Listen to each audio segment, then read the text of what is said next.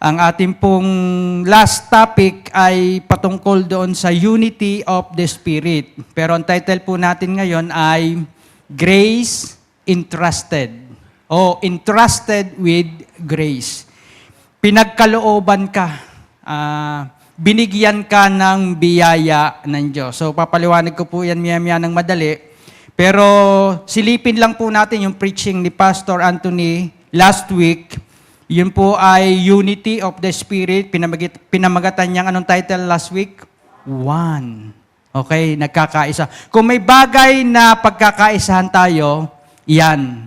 Meron tayong one body, one spirit, meron tayong one hope, meron tayong one Lord, may one faith, one baptism, one God and Father. Sa totoo lang, pag pinag-aralan po natin yan at tiningnan natin ang buhay personal, may mga bahagi pa rin doon na tayo ay magkakameron ng misunderstanding sa loob ng church. Huwag po tayo mag-expect na perpekto sa loob ng church. Maaring magkameron ng misunderstanding, maaring magkameron ng miscommunication, pero at the end of the day, meron tayong pagkakaisahan. Meron tayong iisang Panginoon, meron tayong isang pag-asa, yan po, meron tayong isang Ama at isang Diyos. Ako'y naniniwala na ng panahon ni Noah, nagkakatampuhan sila sa loob ng arko, ilan sila doon? 8. Pero may inutusan yung isang kapatid, siya magpakain ng lahat ng hayop doon. Sasabihin, may katamad naman ng kapatid kong gano'ng kadaming hayop ang nandoon sa loob ng arko. Tiyak na magkakatampuhan yun. Tiyak na sila ay magpapahiga-higa doon. Pero sila ay nasa loob ng barko. At hindi mawawala yung kanilang kaligtasan hanggang sila ay nasa loob. Mga kapatid, nasa iisang bangka tayo. Amen? Iisang bangka tayo dito. Bagamat tayo ay local church, hindi tayo, kasama tayo sa universal church, tayo po ay nagkakaisa at iisang. Pag may misunderstanding, anong sagot doon? Di mag-understand. Kaya nga, di ba? Pag may miscommunication, di mag-usap. Napakasimple lang naman ng solusyon sa mga ganitong problema. Pero hindi ho maaalis ang bagay yan. Pero tingnan po natin ang pinagkakaisahan natin, napakatibay. May isa tayong katawan. At wala namang bahagi ng katawan sa atin na sinabi mong galit ako sa parte ng katawan kong yan. Bagamat kinakagat ng ngipin yung kanyang dila, paminsan-minsan, magkabati pa rin sila. Mamaya kakain uli yan at magtutulungan na uli siya. Ganon din po ang Iglesia ni Cristo, bagamat tayo marami. Kaya nga, ang Iglesia, ang sabi doon ay multifaceted wisdom of God. Dito mo makikita yung karunungan, kagalingan ng Diyos na pinagsama-sama niya sa isang iglesia ang iba't ibang uri ng ugali ng tao. Pero meron tayong pinagkakaisahan. Hanggang pinagkakaisahan natin itong 7 ito, na tayo nagsasama-sama, walang tsansa ang pagkakabahabagi. So ito pong chapter 4, ito po ay pagpapatuloy ng pagkakaisa sa loob ng church. Ito po ay unity of the Spirit in the church. Kaya po, basahin po natin yung napa-assign sa akin na verse. Sabi dito, Ephesians 4:7-11. Sabay-sabay ho natin basahin. But to each one of us, grace was given according to the measure of Christ's gift. Therefore it says, when He ascended on high, He led the captives, and He gave gifts to people. Now, this expression, He ascended, what does it mean? Except that He also had descended into the lower parts of the earth. He who descended is Himself. Also, He who ascended far above all the heavens, so that He might fill all things. And He gave some as apostles, some as prophets, some as evangelists, some as pastors, and teachers. Alam niyo po, pag sinabing grace entrusted, yun yung salitang entrusted, napakabigat ho noon. Ikaw ay pagkatiwalaan ng biyaya ng Diyos. dito po sa grace entrusted, pag sinabi hong pagkatiwalaan, ay talagang may tiwala sa iyo ang Diyos. At ang Diyos ang nagbibigay nito sa atin.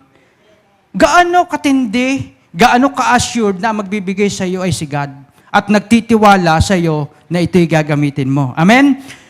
Pag sinabi hong pagkatiwalaan, ibig sabihin, rely. Ikaw ay maaasahan. Inaasahan ng Diyos na yung ibibigay niya ay maaasahan niya na gagamitin mo ng maigi.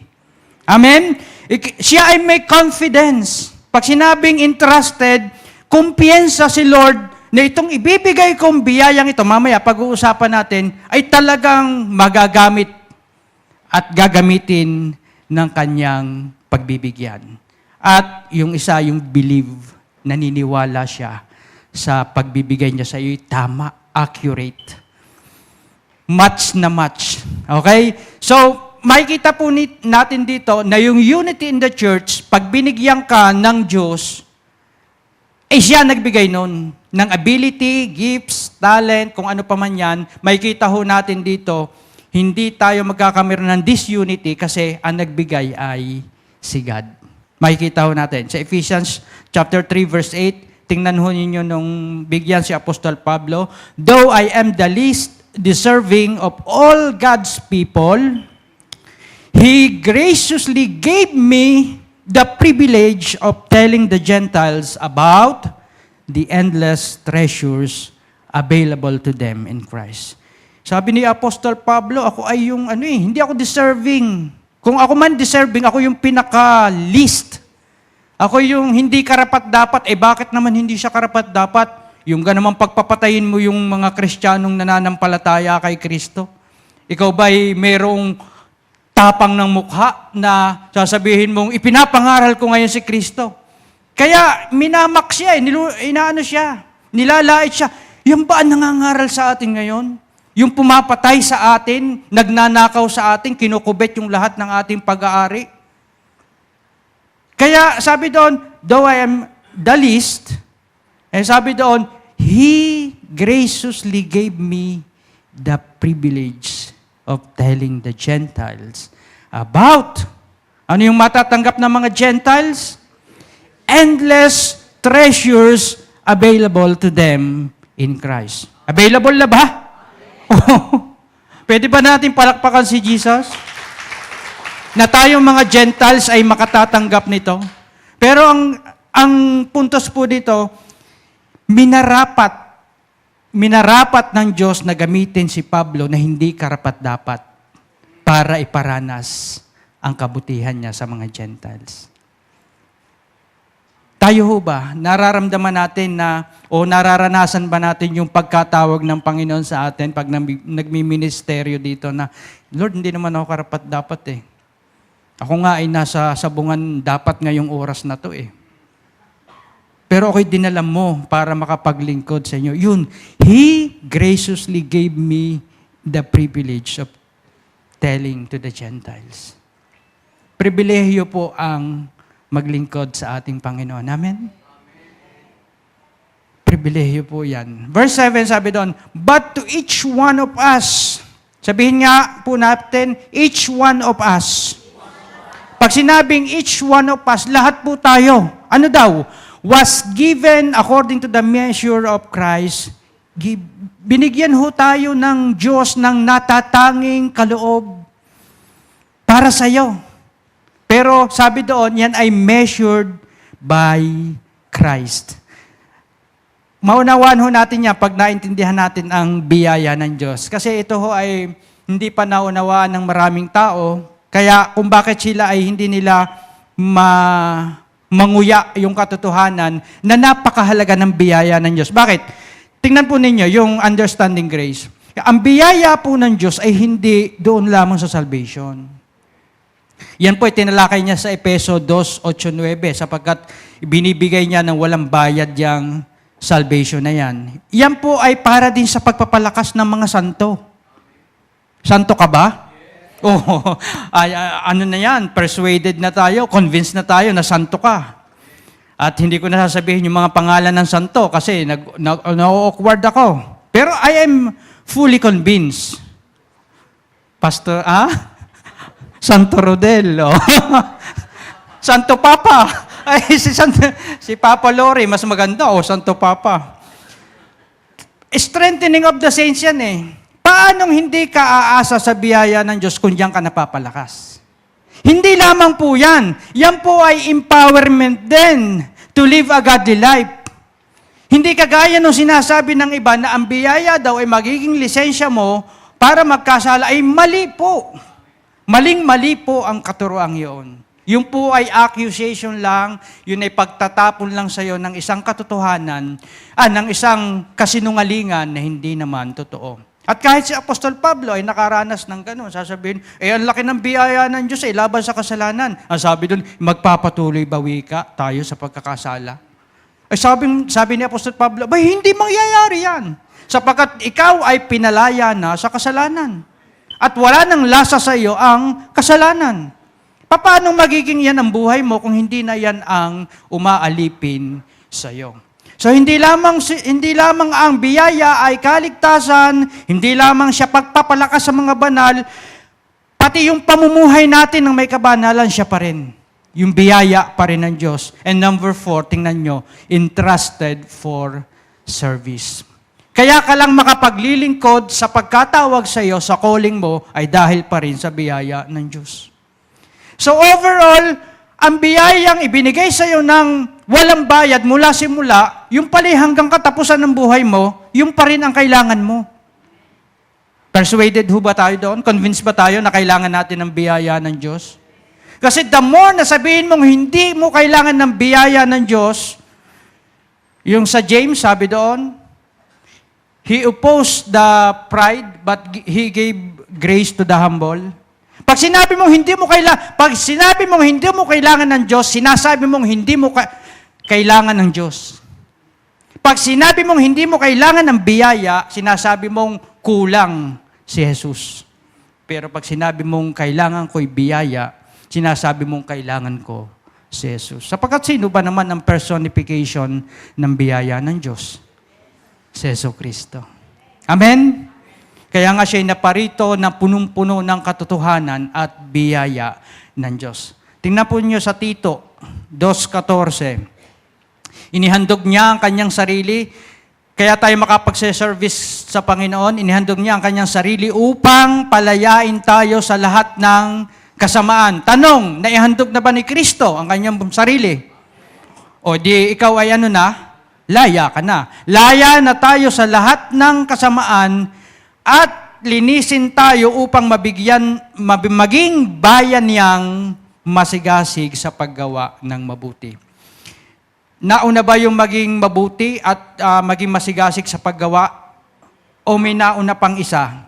Ano yon? Yung ginawang ka ng mabuti ng Panginoon. Yung pinalaya ka sa lahat ng kasamaan, nilinis ka at ginawa kang bayan ng Diyos, saka ka palang nagresulta na naging masigasig sa paggawa ng mabuti.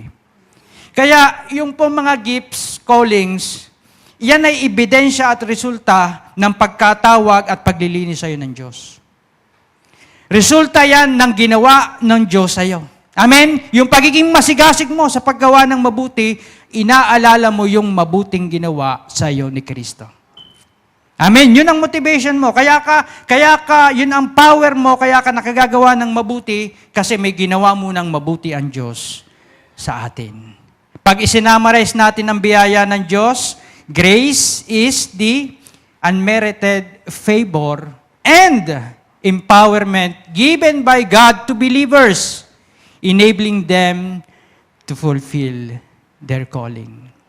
So, ang biyaya ng Diyos ay buhat sa simula hanggang sa paglilingkod mo, kailangan mo ng biyaya ng Diyos. Tingnan ho natin yung the manner on how we receive the grace of God. Tingnan ho natin yung papaano ang pamamaraan ng Diyos, kung papaano niya ibinigay yung biyaya sa atin ng Diyos. Sa verse 7 po, but to each one of us, grace was given according to the measure of Christ's gift. Ano yung manner ng pagkabigay sa atin? Number 1, grace is freely given.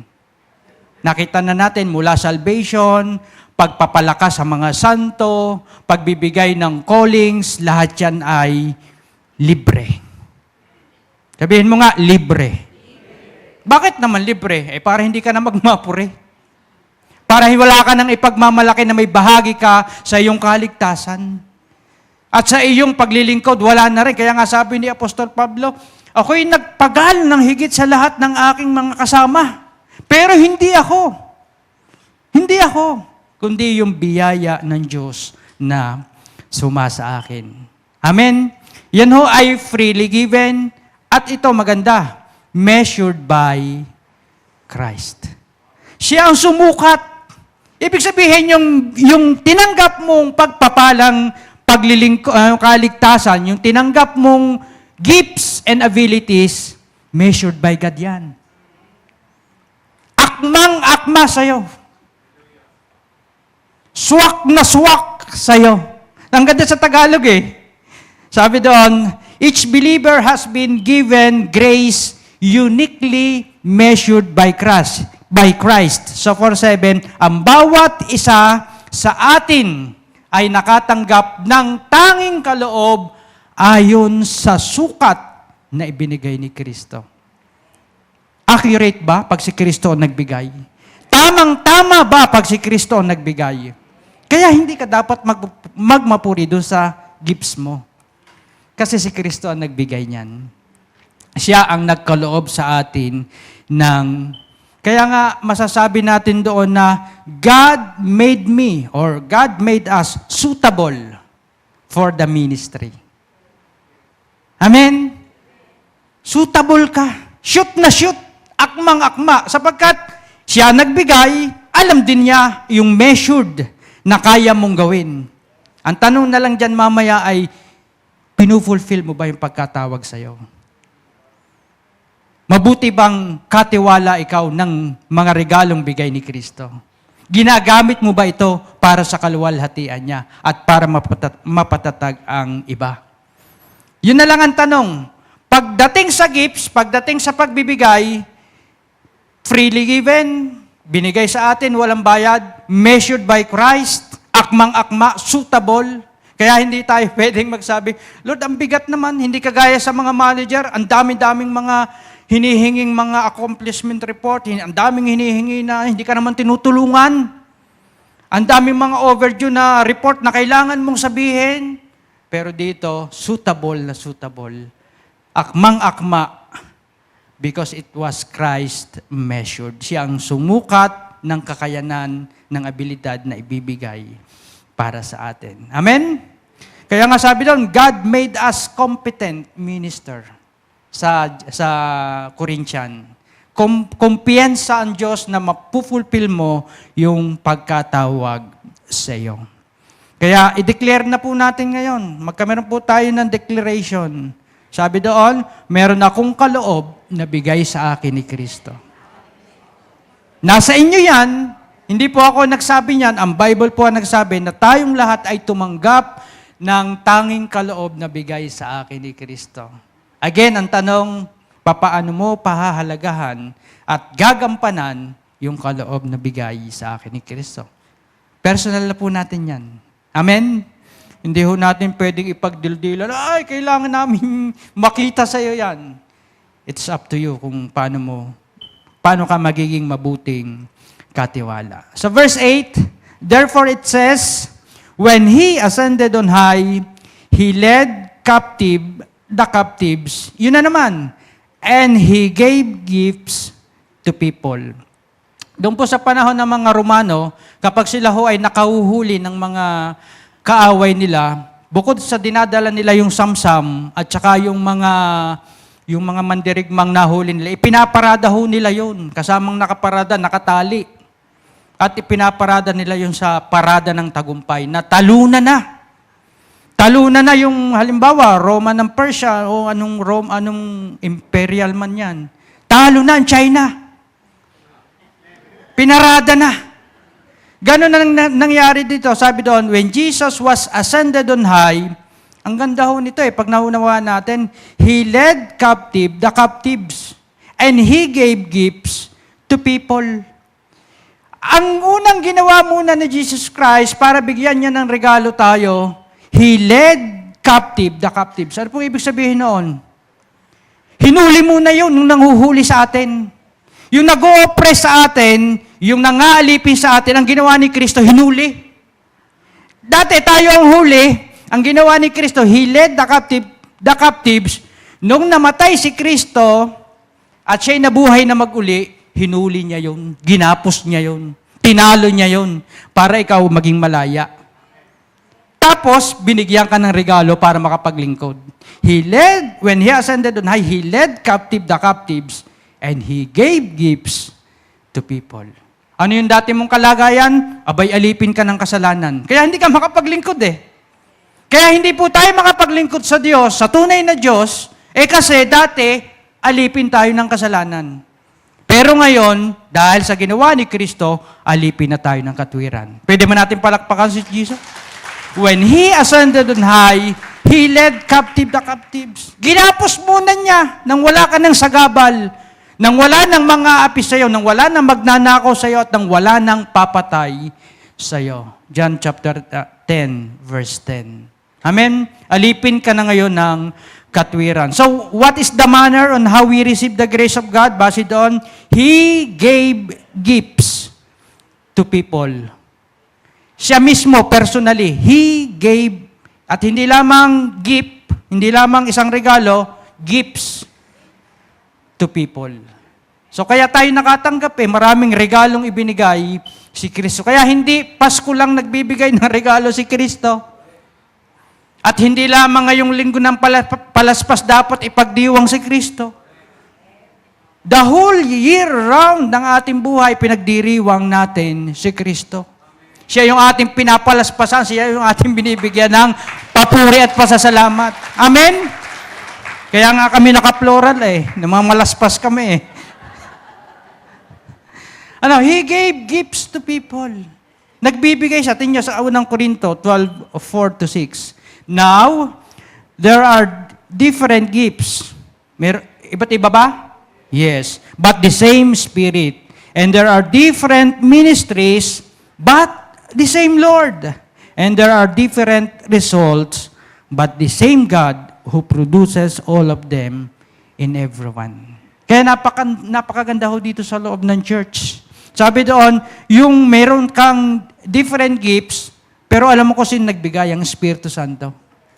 May iba't ibang ministeryong pagkatawag, pero iisang Panginoon ang nagkaloob at pinaghahandugan natin. Tama ho ba yan?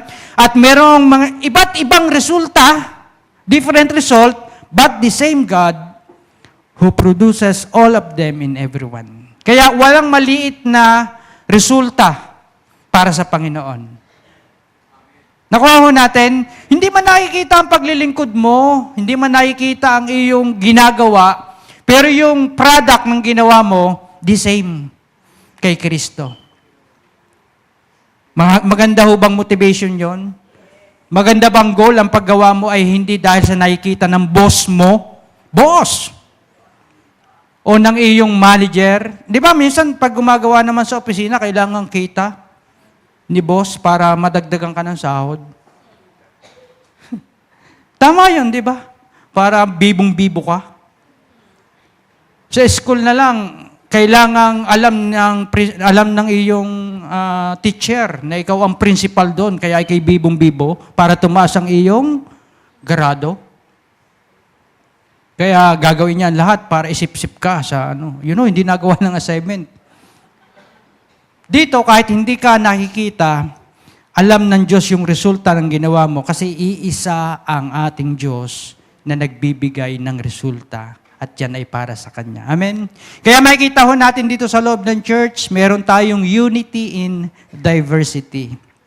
Kailangan lang ho natin i-appreciate yung mga gifting ng isa't isa kasi yung bawat isang tumanggap, kailangan po yan for the church unity and growth.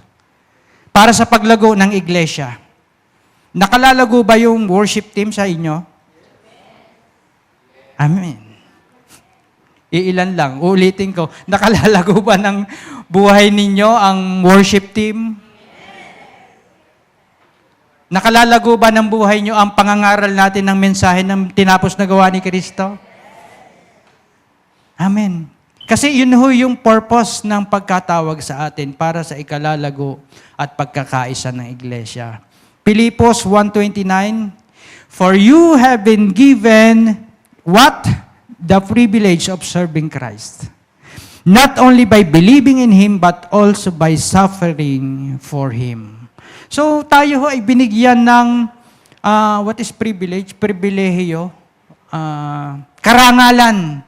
Binigyan ka ng kasabi, "For you have been given the privilege of serving Christ." Binigyan ka ng karangalan para ang mapaglingkuran mo ay si Kristo. Tingnan niyo po ito, ang mga anak ng Diyos lamang ang may kakayanang makalapit at makapaglingkod sa trono ng biyaya ng Diyos. Payag ho ba kayo doon? Anak ka ba ng Diyos? So kung anak tayo ng Diyos, tayo lamang po ang may kakayanang makalapit at makapaglingkod sa trono ng biyaya ng Diyos. Tingnan niyo po ito. Hebrews 4:16. "Let us therefore come boldly to the throne of grace that we may obtain mercy and find grace to help in time of need." Alam ho ba nung panahon ng Old Covenant, nakalalapit ang tao sa presence ng God, only yung ark na yon, ang tawag doon, mercy seat of Christ.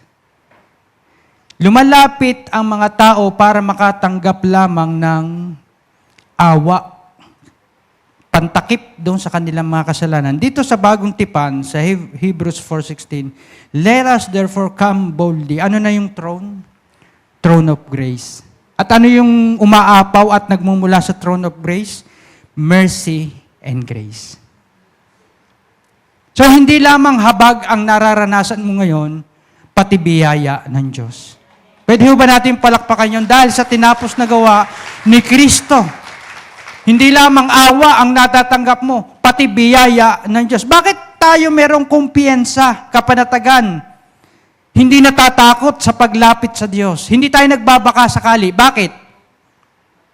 Dahil sa tinapos na gawa ni Kristo. Isipin nyo nung si Kristo ay nakapako sa krus. Suspended in the air. Nasa pagitan siya ng langit, nasa pagitan siya ng lupa. Lahat ng galit doon sa kasalanan, binuo sa katawan ni Kristo. Para yung mga nasa lupa, mawalan na ng galit ang Ama. Amen? Pagkatapos, doon sa katawan ni Kristo, ang dami kasing nangyari doon sa krus na yun. Kaya yun po ang ating sinasaliksik, hinahanap, inuukulkil, binibigyan ng importansya, sapagkat napakalaking bagay ho yun.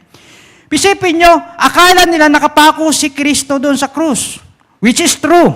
Nakita nila. Pero yung kamay ni Kristo, spiritually, humahawak sa kamay ng Ama, pinagbabati yung kamay ng mga tao, suspended in the air. Spiritually. Naganap ang reconciliation nung nakapako si Kristo doon sa krus.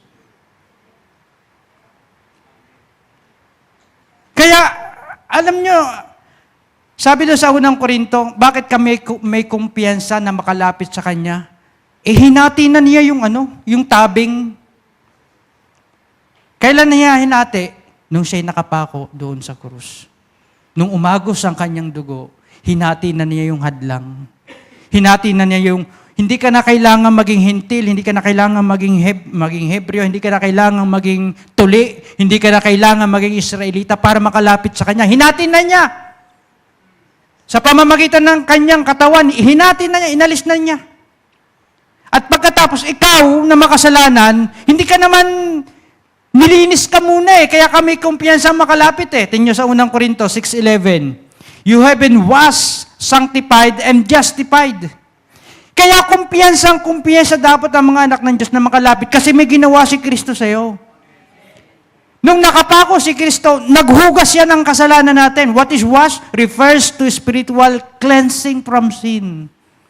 And not only yung sin ng ngayon, bukas, kahit magpakailanman, sapagkat wala pa si Kristo, naglinis na siya ng kasalanan ng sanlibutan. Pinanampalatayanan mo lamang yung paglilinis na ginawa niya. Hindi lamang yun na nalinis ka. You were sanctified. Ano yung sanctified? Being set apart for God's purpose. Kaya tayo nakapaglilingkod. Kasi tayo ay ginawang isinet apart ka, inihiwalay ka sa tanging layunin ng Panginoon. And we are justified. Pag sinabing justified, matuwid na, hindi pa. Matuwid ka na sa harapan ng Panginoon. Being declared. Nagdeklara na.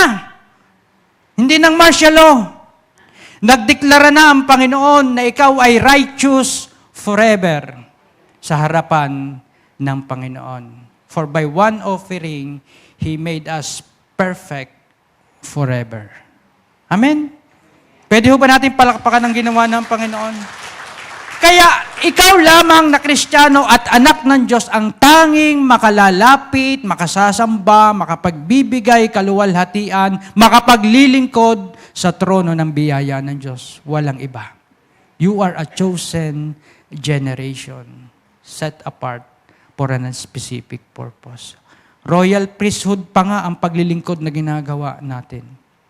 Hindi kayang ipaglingkod ng mga saserdote in the tribe of Levite. Amen?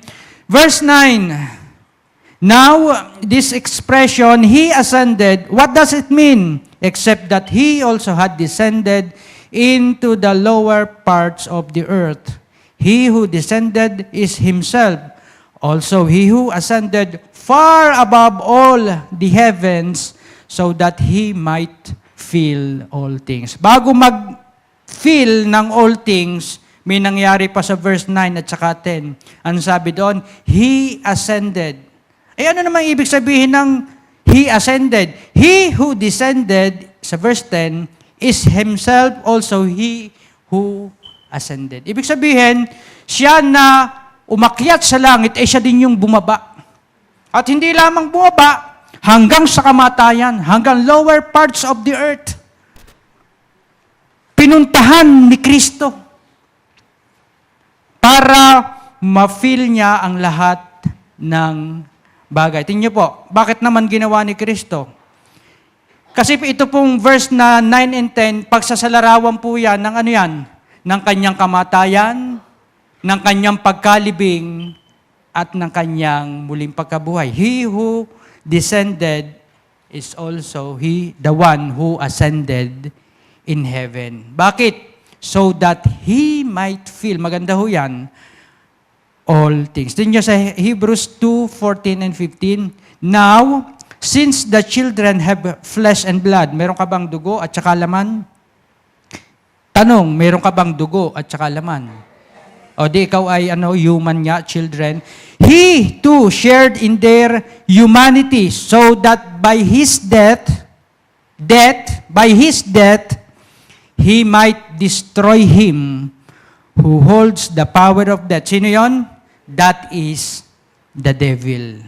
May kapangyarihan pa ho sa atin, ang diablo, nung siya'y namatay, so that by His death, He might destroy him who holds the power of death. Namatay na ba si Kristo? So that destroy na po. Yung humahawak, yung may kapangyarihan sa kamatayan. At yun ay ang diablo. And free those who all their lives were held in slavery by their fear of death. Dati takot na takot ka nang mamatay. Pero yung kamatayang kinatatakutan mo, kamatayang pisikal lang. Takot na takot kang tumanda at tapos ay mamamatay ka. Paano ako mamamatay? Ang daming problema. Saan ako ililibing? Sayon o eternal? Diba? Pero ang pinoproblema nito, hindi ito yung kamatayang pisikal. Yung kamatayang spiritual na inimpose o nagsimula nung magkasala si Eva at si Adan. Kaya sabi doon, He freed those all their lives were held in slavery by their fear of death. Takot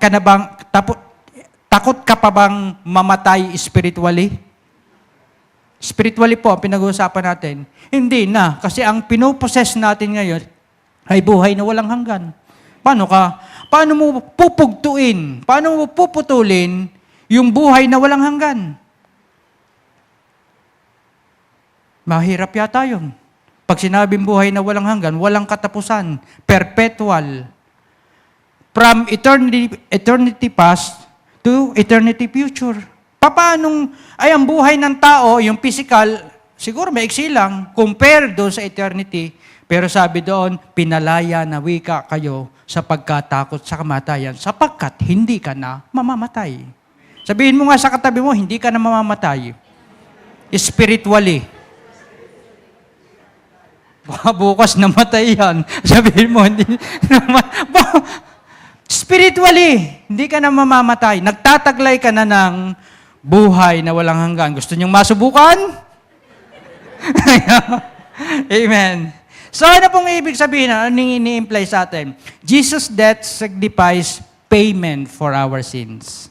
Kaya naman namatay eh. Di ka sabi, kung walang kamatayan, walang kabayaran ng kasalanan. Namatay si Kristo para sa kasalanan. Nabayaran ba ang kasalanan? Oh, nabayaran. Ito ang hindi maunawaan ng mga tao. Kung bakit hindi nabayaran ang kasalanan nila in the future. Namatay si Kristo. Ang sabi sa Hebrew, sa book of Hebrew, sabi doon, there is no forgiveness of sins without the shedding of the blood. Nag-shed na ba ng blood si Kristo? Edi nagbayad na siya ng utang. Pagdating sa utang, 100% fully paid. Pag hindi fully paid ang pagkapaniwala natin, gaya ng dati nating paniniwala na may part ka pa, magsusulat ka na naman sa papel. Gaano na naman kabigat, gaano na naman coupon bond at yellow paper ang masasayang sa pagsusulat mo na isang bagay na kinakalimutan naman ng Diyos na. Sabi daw, kinalimutan na niya Bakit inaalala mo pa? So, yung kamatayan po ni Kristo, nagsisignify, as long as naaalala mo si Kristo, bayad ang kasalanan mo. Amen? Nagsisignify po yan ng payment for our sin. Pero yung kanyang ascension, nagsisignify ito ng tagumpay laban sa kasalanan, laban sa kamatayan, and lahat ng spiritual forces of evil, pagsamasamahin man yan ng mga demonyong sama-sama, dahil sa tagumpay na ginawa at pagkabuhay na maguli ni Kristo, tinalong lahat ni Kristo ang kanyang kaaway at kaaway natin. Pwede ba natin palakpakan yun? Now, anong natira sa atin? Believers can live in the confidence of His authority and triumph. Kaya pag may pakalat-kalat diyang mga espiritong dyan sa mga pantry dyan, sabihin nyo, lumayas-layas ka sa Tatay Renato, pag may mga yabag-yabag dyan palayasin nyo, sapagkat wala na siyang authority. Believers can now have confidence. Saan? Sa galing mo, nakikita mo, mayroon ka ditong third eye? Kita ko may sapi ito. Ginaganon. Amen? Meron na po tayong authority. Pinatunayan ni Jesus ang tagumpay laban dyan nung siya'y mabuhay na maguli. Ginapi niya. Tinalo niya ang kamatayan, tinalo niya ang kasalanan, at tinalo niya ang lahat ng spiritual forces, evil forces.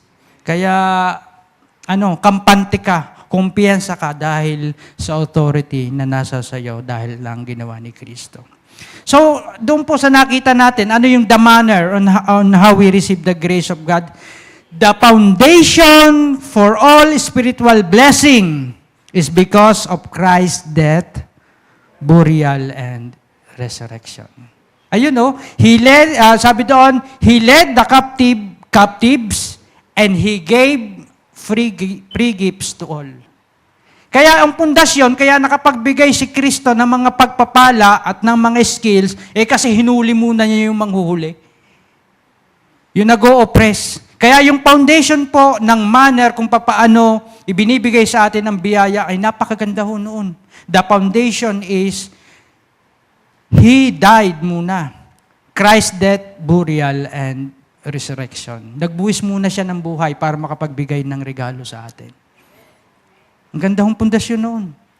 Verse 10, He who descended is Himself also, and He who ascended far above all the heavens, so that He might fill all things. Yan, darating na ho tayo. Bakit niya ginawa yung siya ay bumaba, pagkatapos ay umakyat na magmuli? So that He might fill all things. Noon hubang umakyat si Kristo, sabi niya doon sa Acts, ano ang ipinuspos, ano ang ipinuno doon sa mga disciple niya. Yun, babasahin ho natin. Pinuno niya ng kanyang Espiritu, ng Holy Spirit. Kasi bakit? Umakyat na siya . Nagbibigay na ngayon siya ng regalo. Ano pa ang binigay niya? Ano pa ang binigay niya? Grace, biyaya ng Diyos. Ano pa ang binigay niya? Yung righteousness. Ano pang ibinigay niya? No, siya yung umakyat sa langit, yung kapayapaan, yung kagalakan, yung comfort, yung kanyang presensya. Hindi lamang nananatili sa tabernacle ang presensya ng Panginoon. Ito'y nananatili sa ating kalagitnaan at ito'y nasa sa atin na ngayon. Yung kanyang mga gifts and graces suitable for their calling. Kaya napakaganda ho nito, pinupuspos o pinupuno niya yung lahat ng kanyang mga nilikha. Romans 11:29, pagdating sa mga bagay na yung ibinigay niya, ang sabi doon, God's gift and His call are irrevocable. Anong ibig sabihin ng irrevocable? Hindi na niya babawiin. Nasa sayo na.